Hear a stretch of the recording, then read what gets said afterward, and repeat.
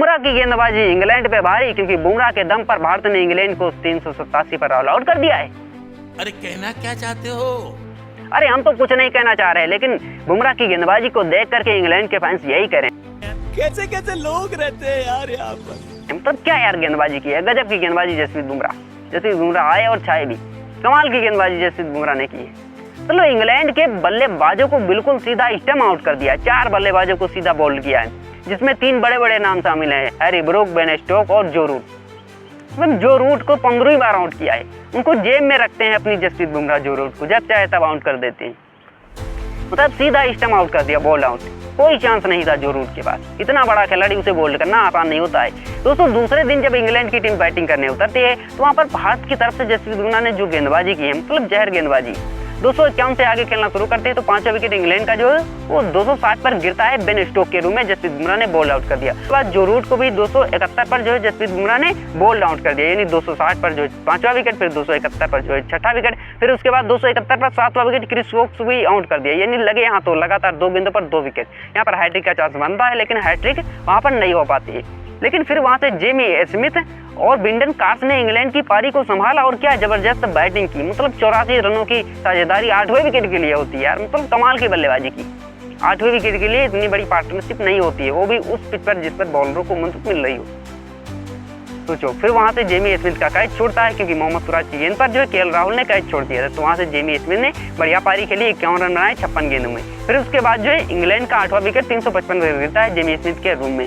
फिर उसके बाद इंग्लैंड का 9वां विकेट 370 पर गिरता है जोफ्रा आर्चर के रूम में, जसप्रीत बुमराह की गेंद पर बोल्ड आउट हो जाते हैं। यानी जायसवाल का जो है हिसाब बराबर कर लिया जसप्रीत बुमराह ने बोल्ड आउट करके जोफ्रा आर्चर को।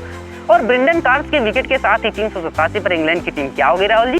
खत्म, क्योंकि मोहम्मद सिराज ने ब्रेंडन कार्स को चलता कर दिया, तो यहाँ पर इंग्लैंड की टीम 387 पर ऑल आउट हो जाती है। और इसी के साथ जो जसप्रीत बुमराह ने कई सारे रिकॉर्ड्स बनाए हैं, वो भारत के और दुनिया के पहले खिलाड़ी बन गए हैं जिन्होंने सबसे ज्यादा बार टेस्ट क्रिकेट में 5 विकेट लिए हैं।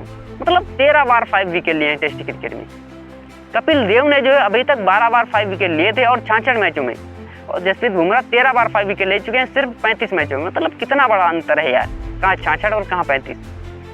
और वो भारत के दूसरे गेंदबाज बन गए हैं जिन्होंने इंग्लैंड के खिलाफ सबसे ज्यादा विकेट लेने का रिकॉर्ड बनाया है, क्योंकि यह रिकॉर्ड इससे पहले कपिल देव के नाम था। तो यहाँ पर 2 रिकॉर्ड जो है जसप्रीत बुमराह ने कपिल देव के तोड़े, एक तो सबसे ज्यादा 5 विकेट लेने का रिकॉर्ड जो 13 बार है, और फिर उसके बाद जो है वो इंग्लैंड में सबसे ज्यादा विकेट लेने वाले भारत के दूसरे गेंदबाज बन गए हैं। वो 46 विकेट ले चुके हैं और कपिल देव के 43 विकेट हैं। और वहीं पर जो है इनसे ऊपर ईशांत शर्मा है, यानी ईशांत शर्मा ने 51 विकेट लिए हैं। तो यहाँ पर 6 विकेट चाहिए, ईशांत शर्मा का भी रिकॉर्ड क्या हो जाएगा राहुल जी? खत्म।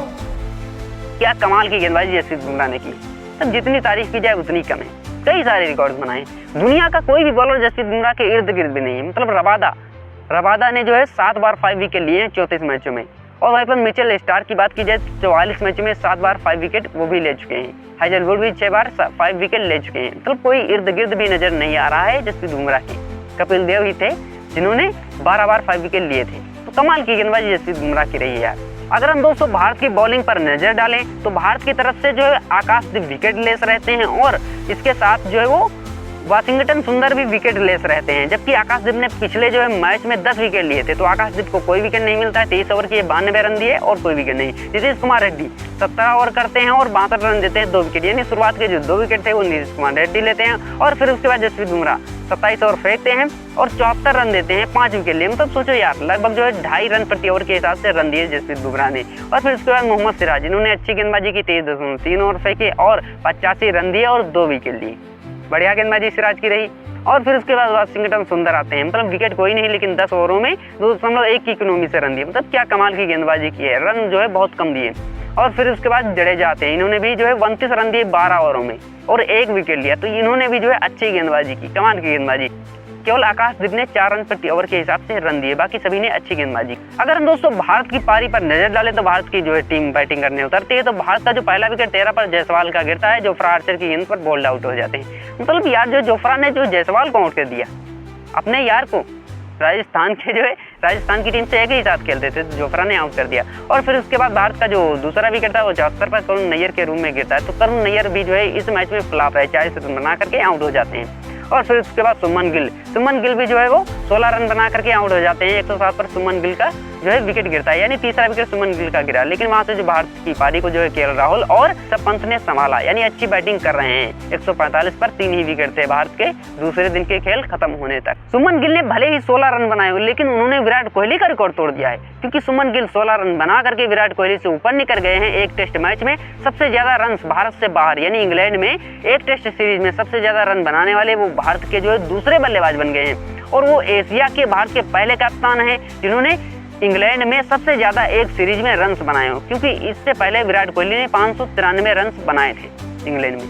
अब यह कारनामा जो है सुमन गिल के नाम हो गया, उन्होंने 601 रन बना लिए हैं। सिर्फ अभी भी जो है वो तीसरा टेस्ट मैच ही चल रहा है।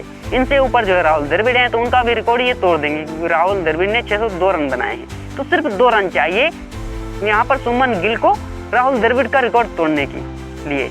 बाकी दोस्तों आपको क्या लगता है, क्या जसप्रीत बुमराह दूसरी पारी में भी जो है वो विकेट ले पाएंगे, और ऋषभ पंत, केएल राहुल, इन दोनों में से कौन सा बल्लेबाज शतक लगाएगा, हमें कमेंट करके जरूर बताना दोस्तों। और भारत कितने रनों की लीड ले पाएगा, या भारत जो है इंग्लैंड की जो है पहली पारी से कम रन बना पाएगा या ज्यादा, हमें कमेंट करके जरूर बताना दोस्तों। बाकी वीडियो कैसे लगी इस पर भी राय देना। चैनल पर नए हो तो सब्सक्राइब और वीडियो को लाइक शेयर भी कर देना यार।